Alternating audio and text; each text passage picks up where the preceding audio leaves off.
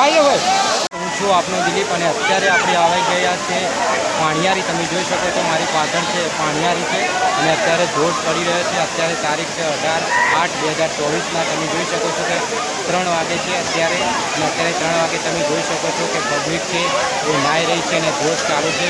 તમે જોઈ શકો છો અત્યારે આપણે ઉપર આવી ગયા છે. તમે જોઈ શકો છો અહીંયા જે નીચે છે ધોધ પડી રહ્યો છે અને અત્યારે આપણે ધોધ પડી રહ્યો છે એના ઉપરની સાઈડ આપણે આવી ગયા છો અને તમે જોઈ શકો છો આ પહાડ.